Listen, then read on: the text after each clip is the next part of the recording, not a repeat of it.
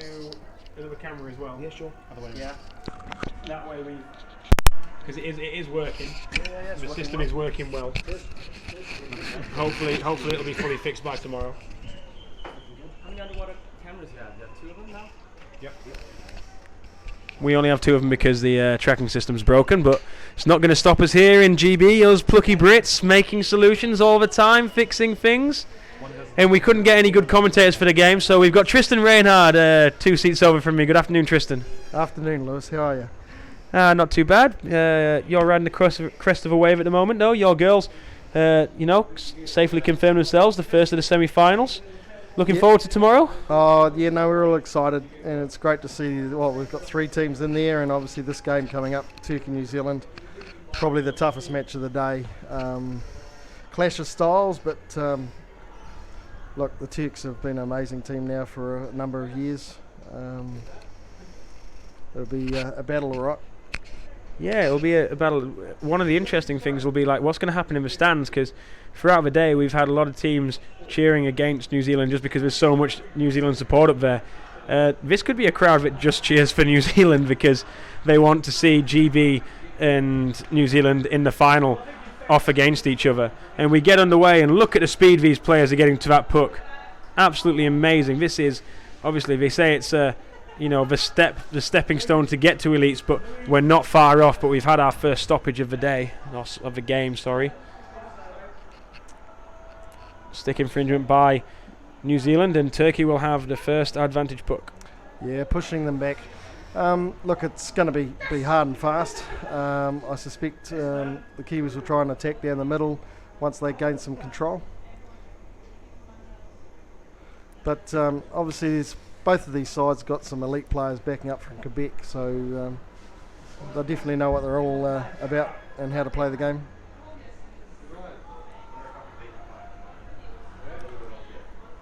Another against New Zealand, coming within the 5-metre zone.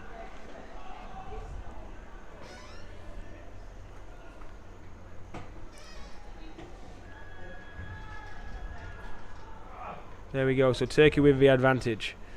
There, Freeman curtain the puck out to the left. Good pick up by the New Zealand number 2. Play moving down the left side wall as the Turkish advance even further. New Zealand have it in their defensive corner, trying to break out.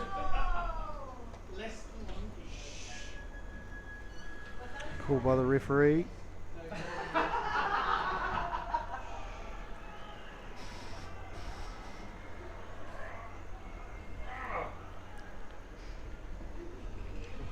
So the Turks 5 metres out, hard on New Zealand's goal zone.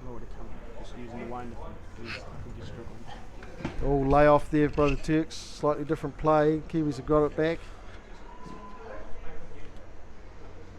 Turkey trying to go through.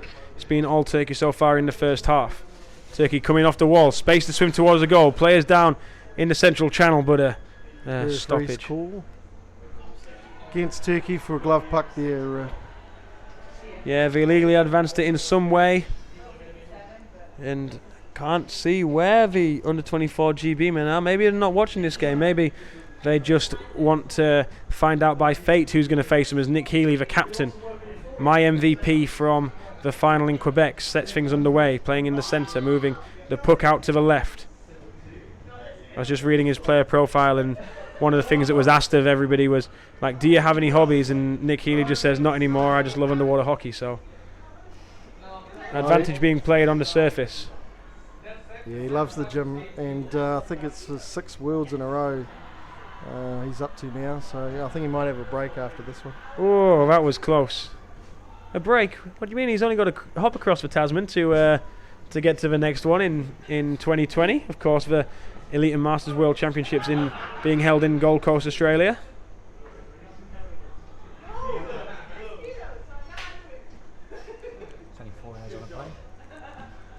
Still the puck just under the Turkish bin, and now they get some space to swim. You can see we've got a player waiting on the offside.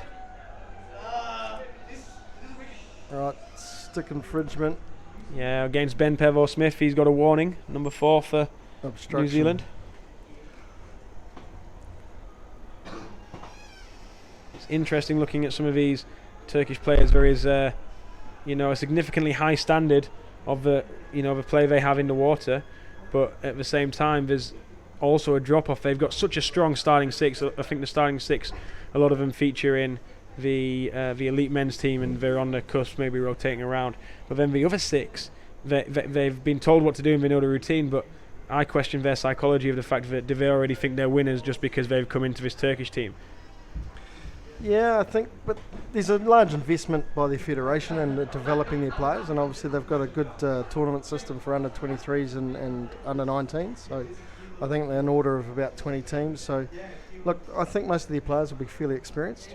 Obviously, just not made this standard yet, and but they play impressive hockey, and it's hard, it's physical stuff. And of course, they go into camp for 6 weeks prior to a World Comp. That's funded by the federation, and that's the envy of most of the countries around the world.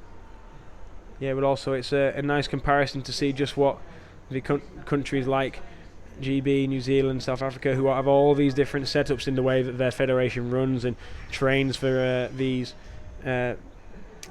competitions. Just interesting how they're able to set up and compete at such a high standard against a team which has such a good foundation setup, which very much aids the development of these Turkish players. Good stop by New Zealand on the advantage puck. They're trying to move the puck right down. This fixture is a repeat of the semi-final from Quebec, which featured both these nations' elite teams. New Zealand were the victors on that occasion and went on to win the competition.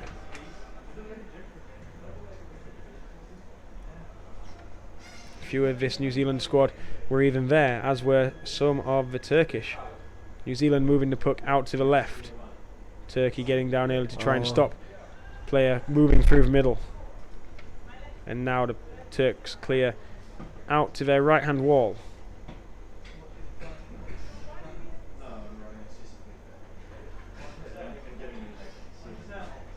Turkish not able to find the gaps to swim through, but they're slowly advancing their way up to halfway line. Still moving in a good bit of play to get them out to the left. Here they are in the offensive third. New Zealand on defence, and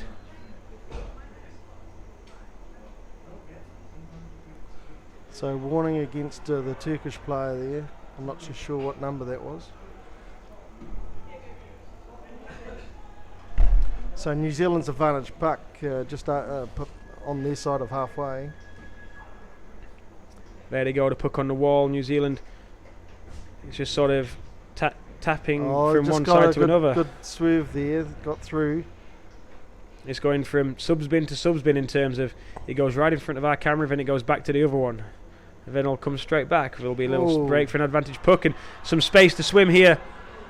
But a stoppage coming, and that always seems to be the case. There's always a stop just as you think somebody's breaking away, and it's a stick foul this time that stops Benjamin Richards from getting away.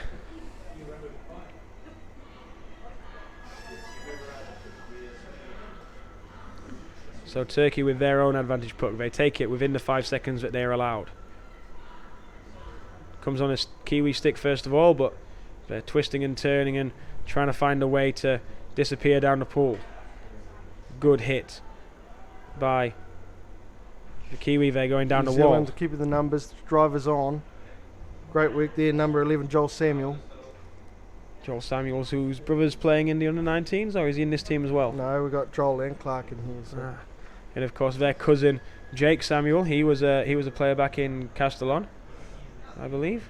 Yeah. Was it Castellon and or then Hobart? we've got the sister, I think, across in the 24 women. So. Yes, one of the boys who came in here to have a chat to me about that whilst he was doing commentary mentioned it was very much an underwater hockey family. Yeah. Here go Turkey. Weak intercepted. advantage puck, and New Zealand come away with a puck here. Good stab by number 13 for New Zealand, but he can't make any progress down the pool. Turkey stick it on the wall. Turkey trying to move down their left hand side. Good stop by the New Zealand back there, allowing his players to have a breath and then regroup, and here he comes. Good flick forward. Nick Healy, number 10.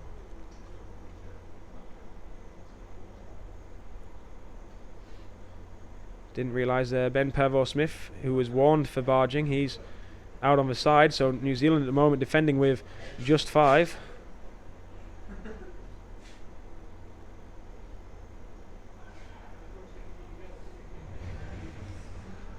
Here go the Turkish, the best side they've had. Mert Errol. Oh, how was that stopped? Did anybody get a good look at it?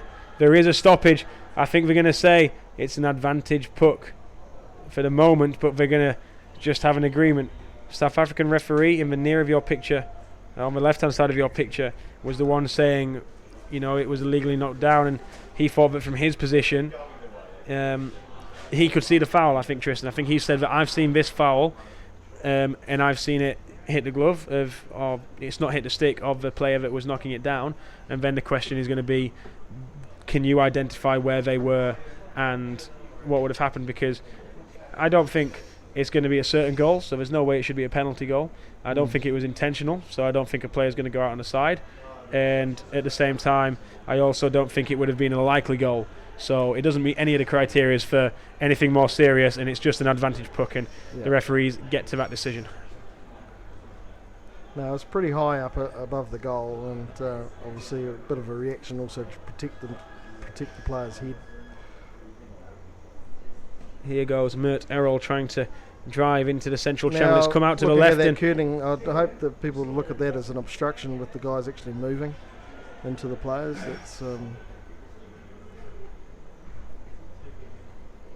well, we've got through a fair few of these games. Referees that were at the European Championships, and referees for this World's and the last know all about the curtain and how it should be moving and how it shouldn't. And now there's a chance for a break. It's a matter of a foot race, and Turkey catch up, but New Zealand are still going here. Lovely little bit of skill there by Ben Pavor-Smith, trying to redeem himself from being sent out moments ago, and it's gone from Turkey being on the attack to New Zealand.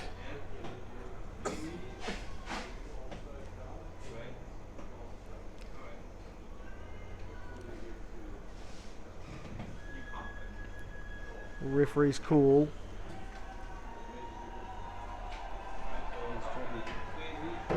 Against Turkey. Be interested to see the set play that the Kiwis employ here.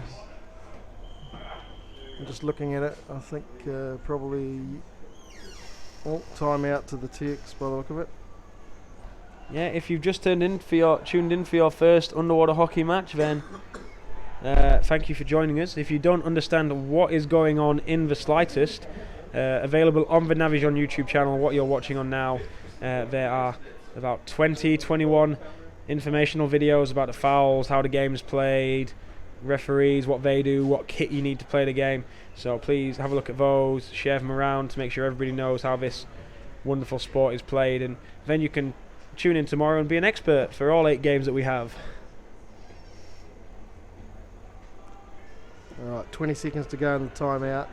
I'd expect the Kiwis here will get down pretty much just prior to the buzzer. I think they'll probably also go fairly quickly at the bin if they can. See if they can catch the Turks napping.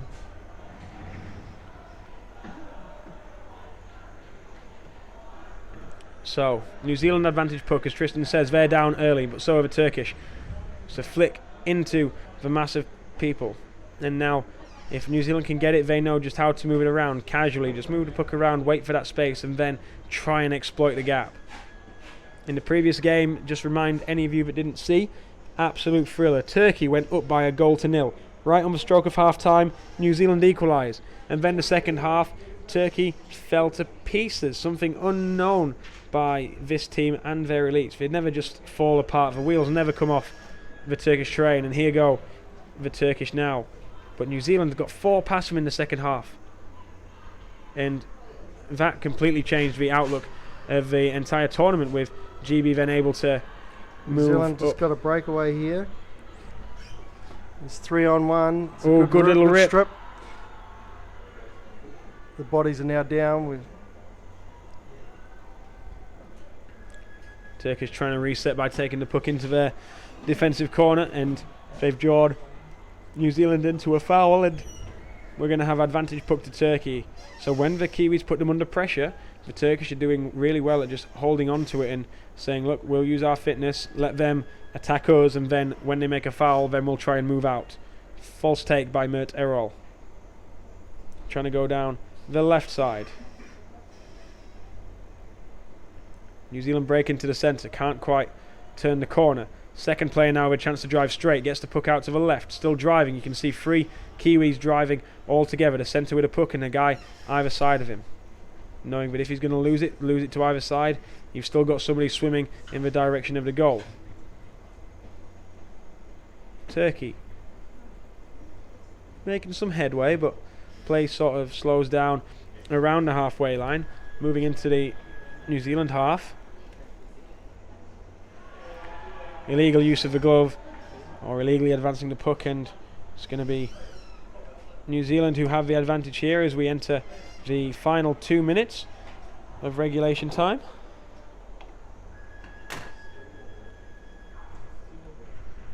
They move it from left to right and try and advance down the puck. They found the puck. Lovely little turn and layoff, but it comes after the buzzer, and there was an illegal use of the free arm, and it looks like that's against one of the New Zealand players, and Turkey will be given the advantage puck.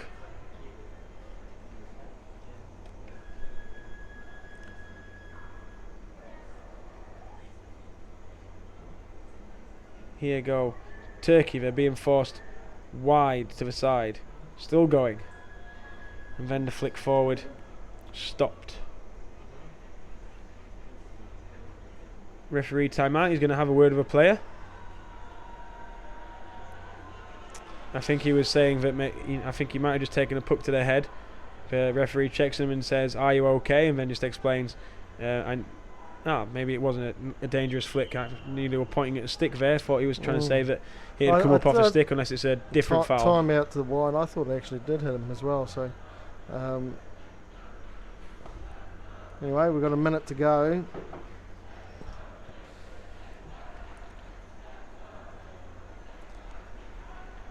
So let's have a look. Let's see who's in the stands. We've got a sea of black covering, a full section on the right hand side. New Zealand flags. There's a Kiwi puppet up there somewhere. I saw the Kiwi puppet earlier today for the second time. He's a cool guy. Let's see what else there is. We've got some more flags.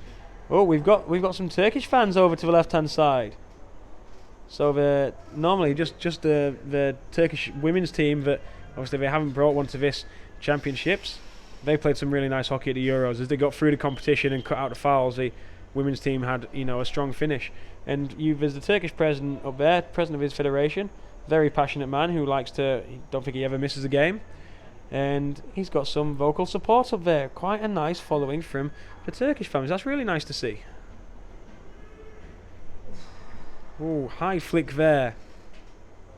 No idea what it hit. Play allowed to continue. Advantage being played by a referee in the water. Stoppage now, and advantage to Turkey. Clock gonna just wind down. We're in the last 40 seconds of the match.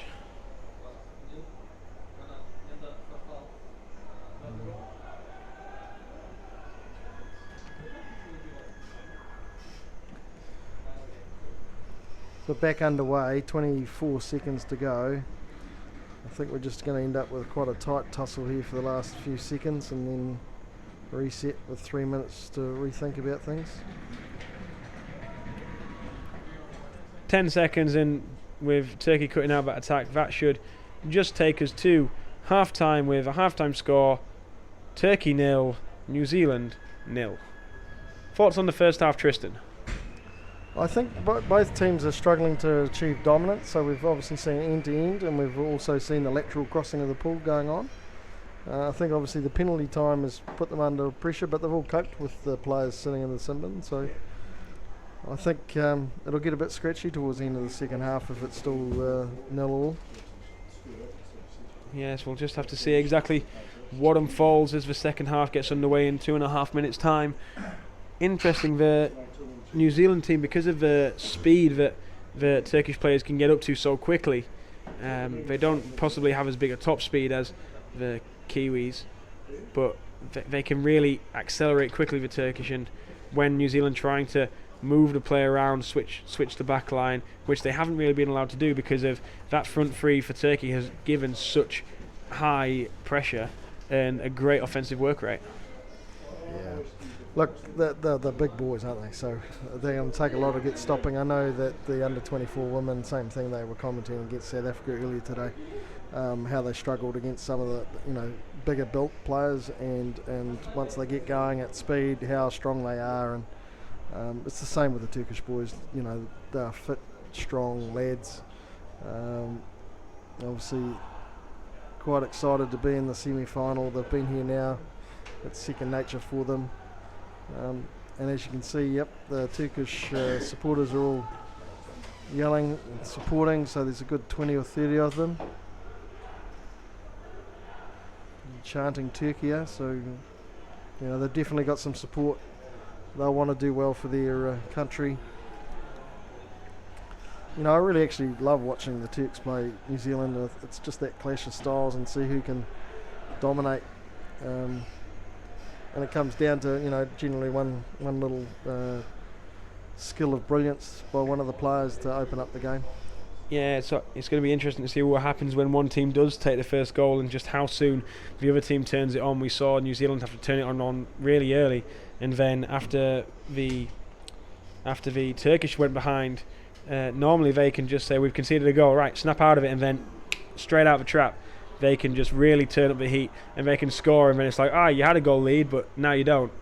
And they were not able to do that when the New Zealand team just had complete control of the game in the round robin.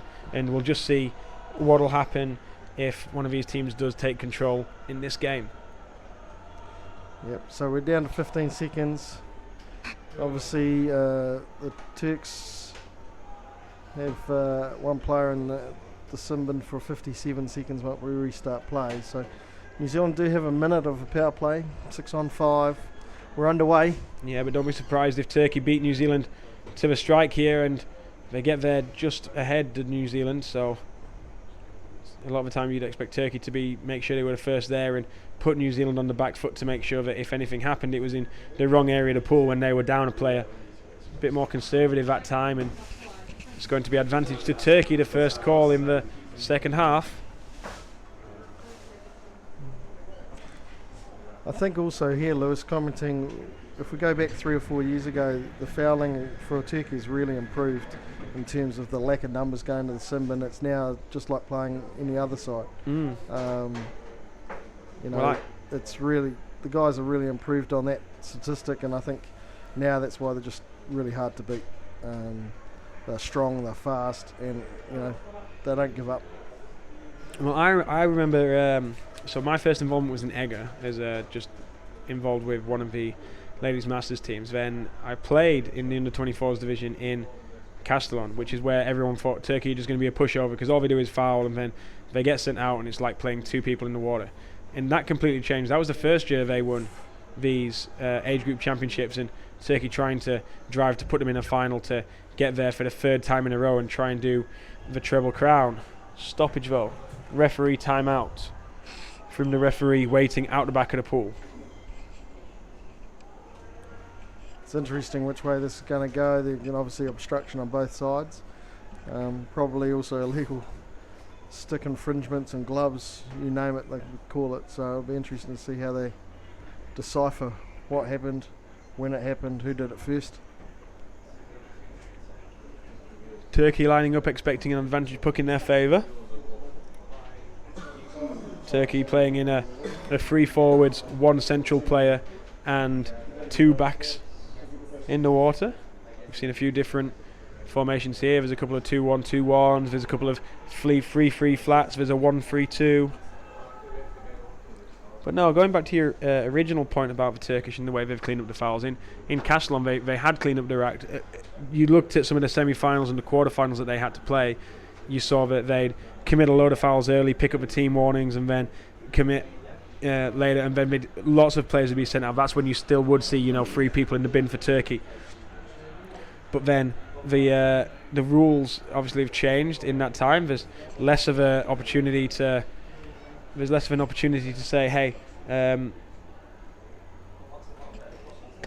first thing, New Zealand player, unsportsmanlike conduct, going out onto the deck. Who are they sending out? No, penalty shot. So let's get set up for that, make sure I get the right end. Yeah, so penalty shot, defender for New Zealand will be Nick Healy, number 10. Down quick. Oh, great flick. Yeah, Nick Healy chose to come off the wall and try and just get his stick onto the puck and, you know, go straight down the middle to get it to safety. Sometimes works, rather than just saying, like, come on, flick it at me and I'll try and catch it. But just a really good timed flick there by the Turkish. And they take first blood in this game. Let's see how New Zealand can respond. But yeah, changes with the rule, including the fact that if a player's sent out now, his penalty time doesn't start until game gets underway again. Originally, you could swim to the sin bin, and if you were out before play started, they'd start your stopwatch, and you could still spend 10 seconds out on the side before the play had even begun. So it's interesting the way that time goes down in there. And here comes the New Zealand response, trying to roll straight down the middle. It's a really good response by New Zealand. Can they keep it in the central channel? Turkey now clear to the corner.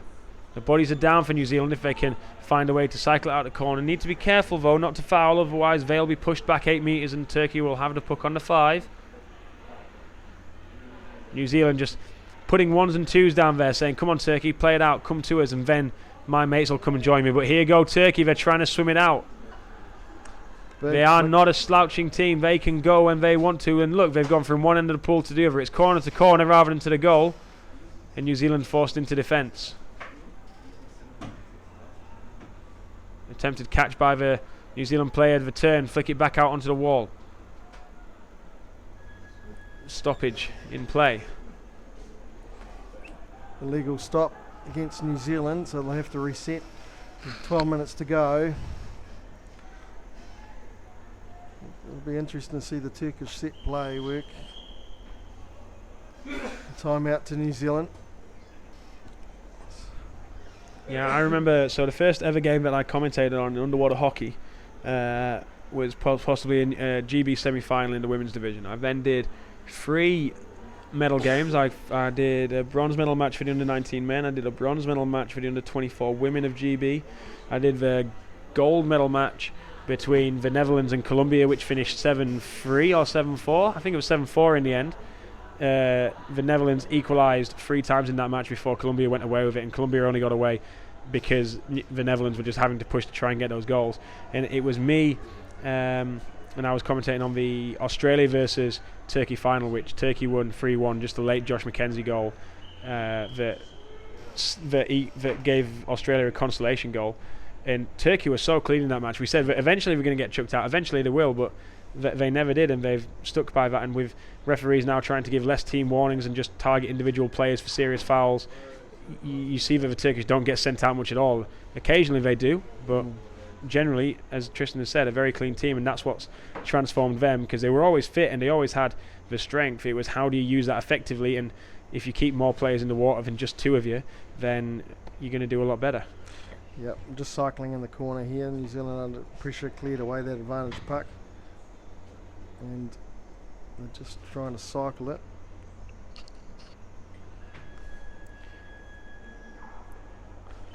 Stoppage and a referee timeout called. Nope, they've come to an agreement already, so the referee timeout is removed. If a referee decides they want a timeout, they don't have to use it until play restarts again. They can say, I'm going to use it as long as I need to get the official decision that's going to be all the information the players need, and then we can continue with the time. So the referee is in control of that. He can just say time off, time on, and if it only takes 2 seconds, better. We move on with the game, and New Zealand have a chance to come away now with Nick Healy in the centre. Stoppage in play. New Zealand march back again. This pressure's going to tell. I can see the Kiwi guys are obviously immensely subbing quite quickly. Fake take by the Turkish player to put bobbles underneath his body. He does a good job to bring it back up before he's done for a barging foul. There's no advantages on the surface. Whatever you're seeing is what you're getting. Looked like a little knockdown off his glove, but play continues. Mert Errol trying to go down the right hand side. Little windmill there to try and bring the puck back out in front.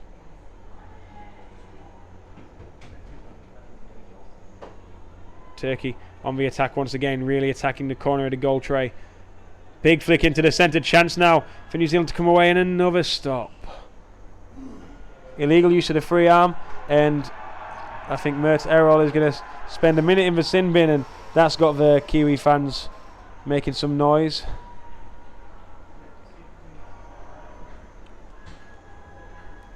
I think Mert Errol must be one of the most penalised players for Turkey, but that's really just because he's so involved in the game. He is really, as the vice captain, the heart of that team.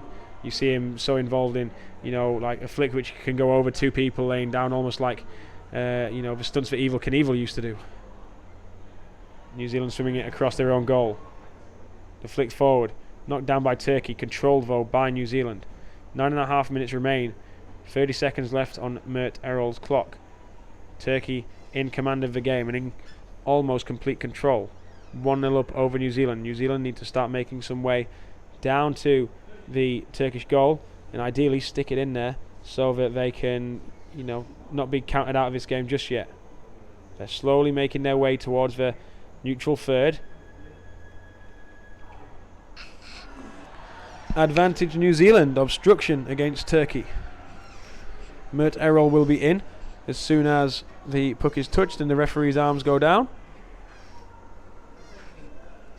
And the coaches shout their commands to that player. And here go New Zealand flicking the puck out onto the wall. Interesting that they're trying to beat the Turkish, doing more of a wall game than moving the puck around the central areas.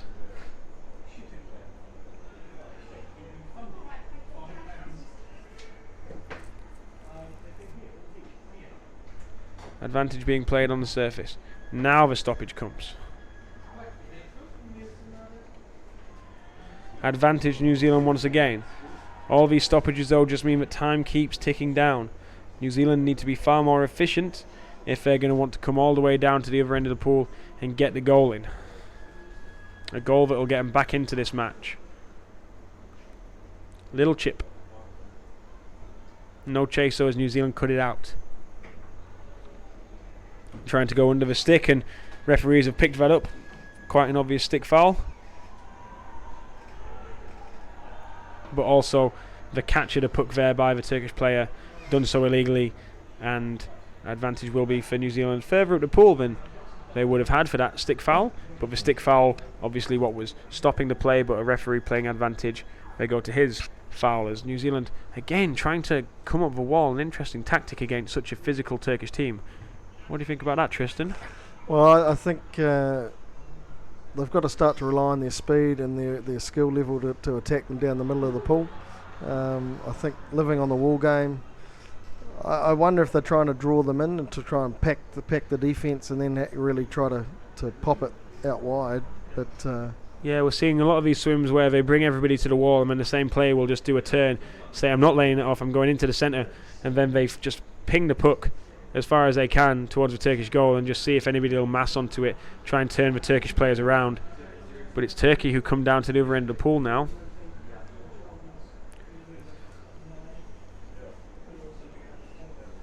Time running out as play continues, but we've got another stoppage out there. Another call against Turkey. Yeah, they're really mounting up, so all of these fouls considered to be trying to play the game the right way. But obviously there's a quick puck taken by New Zealand.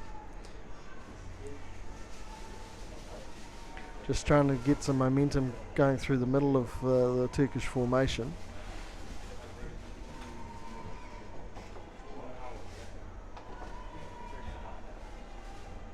Play on the far side wall. New Zealand trying to attack down the right. Now they break into the centre. Two of them. Oh, and the Turkish player lucky that he didn't get beaten there. And just as New Zealand are coming away with a puck, we have another stoppage. Obstruction against New Zealand. Now that's an interesting call. I wonder how they came up with that. It's be interesting to see on a replay that one. But, Turkey with an advantage now. 5.5 minutes left. the curtain goes up, out wide to the right-hand side of the court.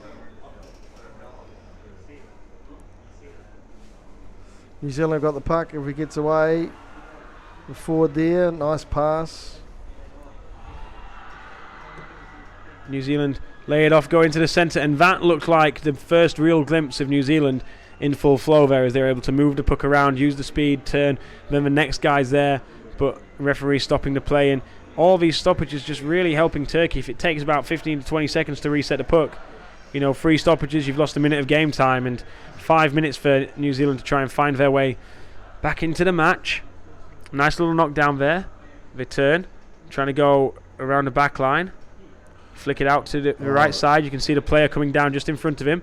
They adjust really well together, and they go out wide, and the stick movement there just not enough. And now there's a chance. New Zealand in the central channel. Can they keep the bodies down to force it in? The Turkish don't know where the puck's gone. One of them, though, was in good enough position to find it. What's the call out on the pool side? Stick foul. A harsh call. It's great play from New Zealand boys there with the nice layoffs, running the 45 angles, and then obviously driving straight towards the goal. Time out to Turkey, because obviously that was quite a good passage of play from New Zealand, so they're just going to slow it right down. 4 minutes 10 to go, 50 seconds left in this timeout. Yes, interesting time for Turkey to take it, but I think it's been well saved by the Turkish coaching staff, because you look at what's just happened in the last few plays. New Zealand have really figured out, let's play hockey the New Zealand way, and as Tristan was saying, use the 45s, make sure the support's there, the telepathic play to say, I'm going to stay mid-water to see if you're going to go wide or if you're going to cut back inside. Oh, you've cut back inside, I'd cut back inside too, and the play just moved forward and forward and forward. It's only when it just condensed and nobody quite knew where the puck was that there was a foul, which has brought the game to a stoppage. But we'll see now exactly what we can see in this last 4 minutes. I believe New Zealand still have their timeout this second half. No, they used it early on, I think about 12 minute mark. So just after they conceded, then maybe. Yeah, just before, I think. So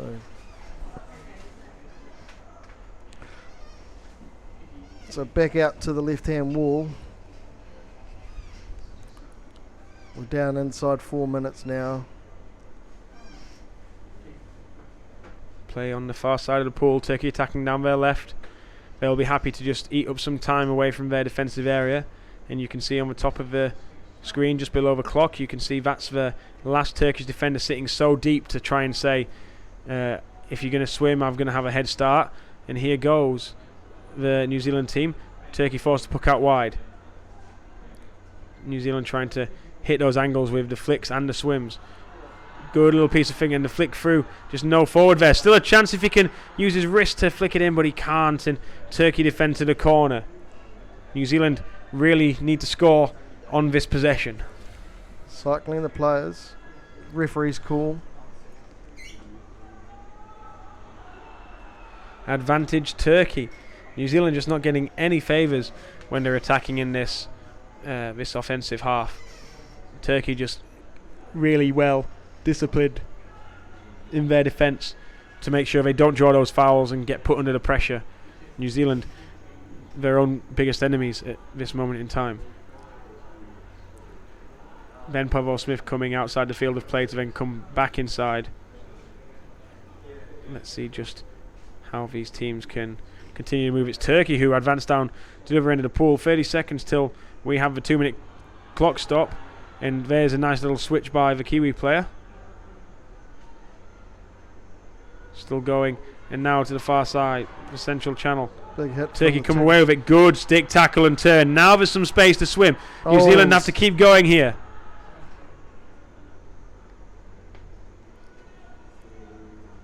Turkey grained the puck back. It's now inside the 2 minutes.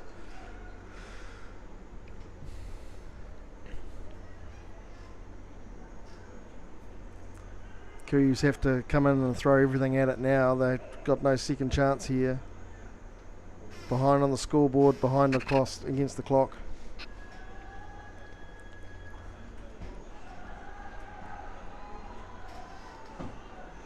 And referee call advantage to Turkey.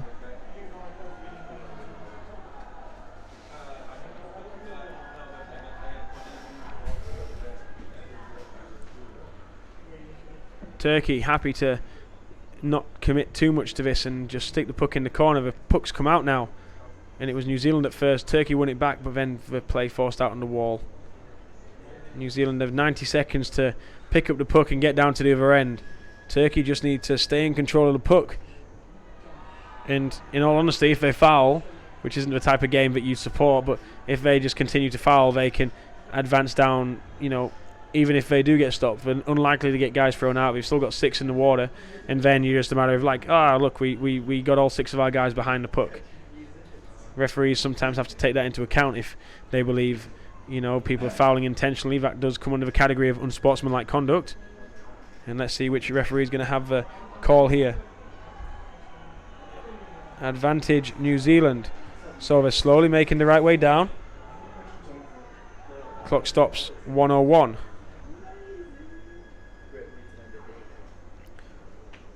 Good charge by the Turkish to neutralise that free puck.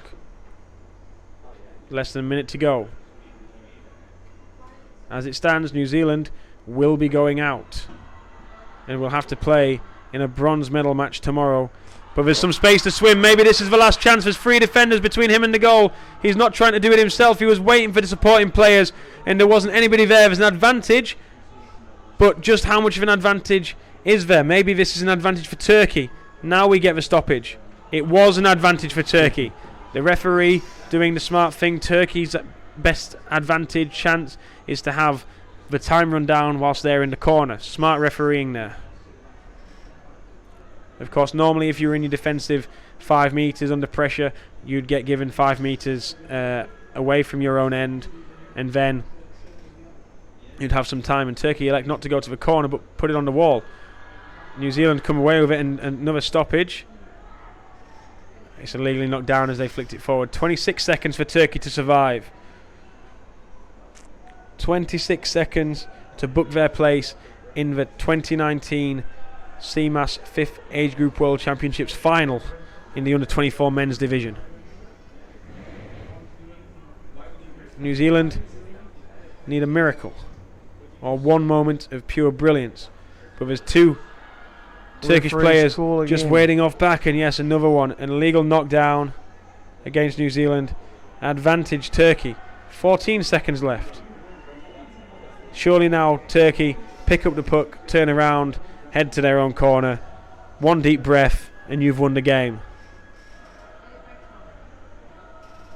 Straight to the wall. Still flicks it forward though. But there's going to be enough time as we have 5 seconds left on the clock. The countdown starts, and there we have it, the final game of the day. And the Turkish men's team have booked their place in the 2019 final. They're jumping up and down on the substands. I don't know if they'll survive for tomorrow. Luckily we've got 2 spares that we can bring over from Court B if they're broken, but they're not quite made as trampolines just yet.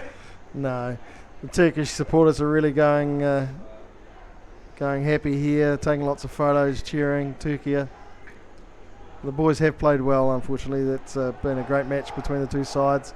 Very tough, very tight. Obviously the New Zealand boys will be disappointed and have to regroup for the 3rd and 4th playoff. Yeah, so there's 3 out of 4 teams from New Zealand in the final tomorrow. The under-19 girls, check. The under-19 men, check. Under-24 women, check. And just 1 goal stopped the under-24 men's check being put in that box. And it's a medal that's eluded this team for some time. I remember in Castellon they came 3rd. Can't quite remember where they finished, where they placed in Egger. Egger, they won the 2013. Yeah. So, and then Hobart, obviously, did they make the final in Hobart? Hobart, no, they had some sickness trouble there, so they ended up 4th. No, it was the French who played with Turkish in the under-24, under-23 men's final. Yeah. So this particular discipline just eluding the Kiwi men's under-24s, and well, they'll have to try again in 2 years. But they're still always seen as the team to beat, no matter what division they go into. the pressure on their shoulders a tremendous amount, and they'll have to play tomorrow against South African team. Which Should be will another close it'll be game. great. I think it'll be a great game against the South Africans. They're always a tough team to play. I think the 24s have had a little bit of a couple of goals on them in both of their match, didn't they? I think it was 3-1 or something. So look, New Zealand will still go in favourites, and they'll have to play well. We always talk about it in the New Zealand teams. We have to win it. We don't come here to protect a trophy or whatever. You have to win it, and that's the right. And obviously, probably the toughest grade at the age groups is the 24 men. Oh, absolutely agree. And unfortunately, I don't think I'll be seeing Tristan in the commentary booth tomorrow, because the under-24 men's game will be right before his under-19 ladies game get us underway in the first final of the afternoon. The finals, as I think I will stand corrected, I've got a lot of people around me to give me a shake of the head if I'm correct, or shake of the head if I'm incorrect, and a nod if I'm right. So the first of the finals will be New Zealand taking on Colombia in the under-19 women's grade. Then in the men's, we've got Great Britain under-19s versus New Zealand. Then in the under-24s, New Zealand versus France. And the under-24 men, we've got Great Britain and Turkey. In the bronze medal matches, which will be on earlier in the proceedings, we'll have Great Britain and France in the under-19 ladies. We've got, this is a tester, Spain and South Africa in the under-19 men's, Great Britain and South Africa in the under-24 ladies, and New Zealand and South Africa in the under-24 men's. So I've got a big thumbs up from Jason, my co-commentator, and we've got some very exciting games to come up tomorrow, so hopefully you can be up to watch those wherever you are. Thank you for joining us throughout this tournament up to this point. From me and the commentary team here at Sheffield Ponds Forge, that's all for today, and we will see you tomorrow.